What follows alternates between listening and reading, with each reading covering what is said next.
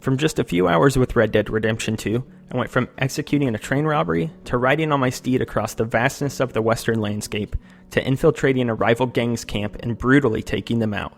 I went from roaming through the wilderness and taking in its serene beauty to riding alongside the rest of my gang through the snowy mountains to viciously engaging with the law and avoiding imprisonment at their hands. These moments from Red Dead Redemption 2 very much feel like Rockstar moments. These are the type of moments that trailers for their past titles, such as Grand Theft Auto 5, have highlighted to hone in on the fact that their games aim to feel larger than life, and delivering the types of action and spectacle that we see on the big screen in the films that Rockstar has always turned to for inspiration. And yet those moments, as action-packed and as exciting as they are, were just a smaller part of the fact that Red Dead Redemption 2's focus is turned even more so towards its finer details. As I entered a small town as Arthur Morgan and went to the nearby general store, I was able to browse the shelves and interact with almost every individual object, item, or knickknack that caught my eye, and able to examine it in fine detail even down to the reading labels. At the conclusion of the previously mentioned train robbery, when looking for bonds and money to score, I rummaged through cabinets and spent some time looking at the ornate decorations and items strewn about, when just a minute before this, I was hopping across train cars and taking down gunmen left and right. After riding my horse into the next town and stopping to take a break, I could examine my rifle, clean it, and make sure it was ready for the next engagement ahead. These moments, as small and as inconsequential as they may seem compared to the larger story being told, were really what made Red Dead Redemption 2's world and setting feel unlike anything that I've played before. As a game that's been worked on by Rockstar for nearly 7 to 8 years, the time and attention to detail put into its world and setting by the studio were on an unprecedented level. With the force of all of Rockstar's teams behind it from around the world, the studio has called it their most ambitious project leading up to its release, and that might be underselling it. Based on what I've played of the game so far, the level of interactivity, mechanics, and systems available to players in Red Dead Redemption 2 make it as close as we can get to the living, breathing Western world that Rockstar is aiming to deliver, and I can't wait to explore more of it. In a preview with Rockstar Games in New York City, we were able to see about 2 hours of Red Dead Redemption 2.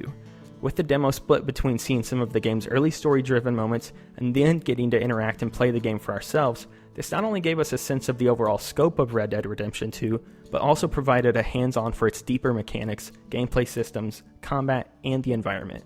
In short, it's a game of a scope that I don't know that I've ever seen before from an open-world game, even coming from the studio that arguably set the genre's foundations with Grand Theft Auto 3 way back in 2001. The scope for Red Dead Redemption 2 isn't necessarily tied to the size of its world, but instead its depth. From the short amount that we played of the game, relatively speaking, I have no doubts that the Western world that Red Dead Redemption 2 is bringing to life will probably be massive. As recent trailers and screenshots for the game have highlighted, several environments that player will explore throughout the game, such as the swamplands of St. Denis and the snow-capped mountains of Mount Hagen, there already seem to be a larger variety of topographies, climates, and locations compared to Red Dead Redemption. In Red Dead Redemption 2, that scale almost pales in comparison to Rockstar's dedication to making its world feel just about as real as the turn-of-the-century West can get. This includes everything from being able to take baths and shave, to being able to customize your guns down to the metal inlays in the barrel and stock of each weapon. As Rockstar emphasized in our demo, the studio isn't necessarily aiming to make the game's world all about the physical size and area,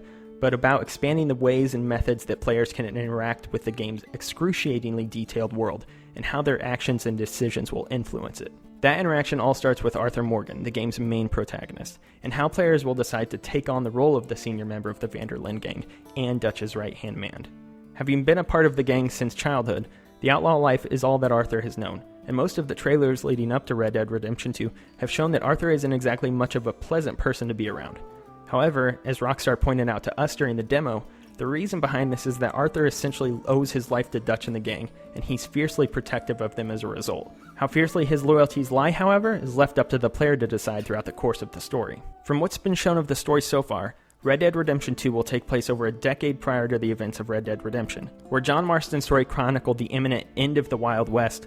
Arthur Morgan's story follows the Van der Linde gang at the height of their notoriety,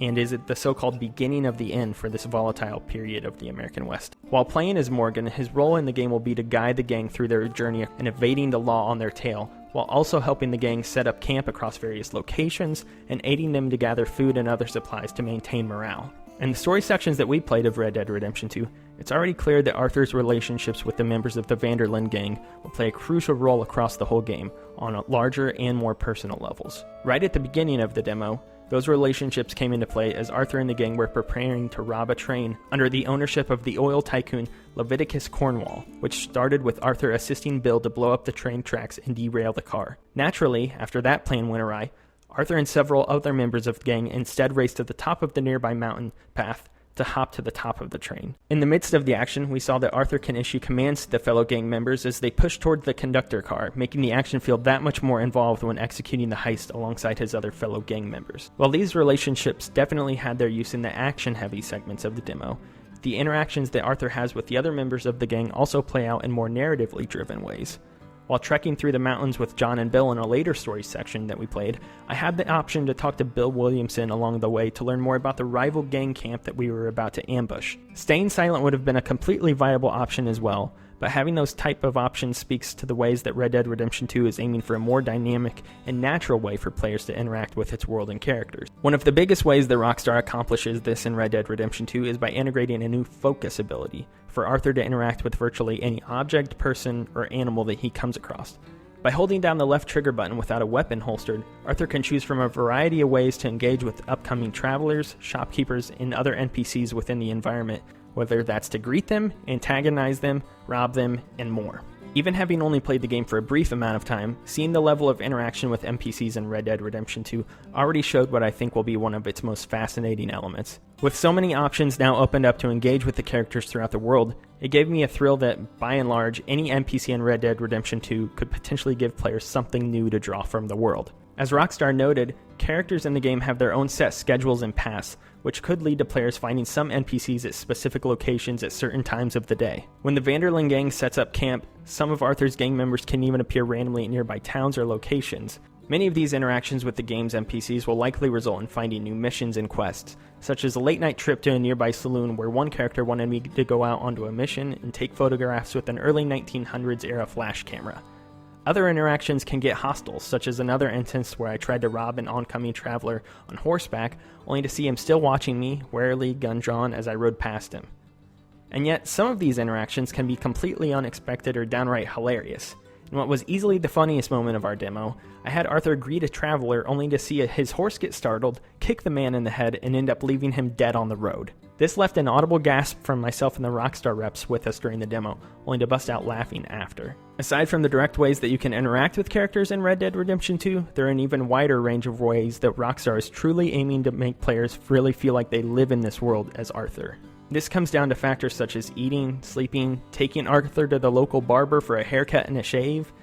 and even down to whether Arthur enters a town armed or unarmed. Naturally, holding your weapon while striding through the town will have its citizens on edge and wary of your actions, while holstering your weapon will make for more civil engagements. As one of the Rockstar employees mentioned as we entered the town, this even extends to the way that you enter a new location on horseback. A calm trot into the town will go over much better than charging in headlong into a town and potentially running over an innocent civilian. With so many different facets to the gameplay and interacting with the environment, the number of systems and mechanics in play at Red Dead Redemption 2 can sound a little overwhelming. However, after having hands-on time with the game and first-hand experience with these mechanics, these touches truly feel like meaningful ways to make Red Dead Redemption 2 feel alive and dynamic for the players that really want to go deeper into it. As Rockstar emphasized to us during the demo, these more survival-driven mechanics aren't meant to just feel like chores, but instead to develop that idea that Arthur is truly a part of this world and more than just a vehicle for players to explore what it has to offer. Just like Arthur himself is meant to feel like a living character for players to embrace and play their role as, the world of Red Dead Redemption 2 feels ripe for exploration and unexpected sights to behold. While roaming across the landscape on horseback, I saw majestic mountain passes and calming rivers full of opportunities to hunt and fish, especially as wildlife like deer and rabbits strode by. Just before that, I had Arthur and his horse perched on the top of a hill, only to see that a storm was brewing out in the distance, watching as clouds and mist rolled over the mountains. Standing there for a few minutes, the result of the passing rains ended up being a brilliant rainbow out on the horizon, something that even caught the Rockstar reps with us during the demo by surprise. Throughout these 2 hours with Red Dead Redemption 2, we certainly got many questions answered about what is arguably the most anticipated game of the year. The story, action, and spectacle that we saw so far shows that Rockstar Games is firing on all cylinders to deliver what I'm already confident to say is going to be an unforgettable experience, combined with a world that is full of detail and immersion. The degree to which Rockstar is crafting the world of Red Dead Redemption 2 to its full potential is simply incredible, and I can't wait to see more of what it has to offer. Thankfully, there's just a few more weeks left until we can all ride out west and discover it for ourselves. For more content on Red Dead Redemption 2, be sure to check out DualShockers.com, and if you want more videos like this in the future, be sure to subscribe down below. Thanks for watching.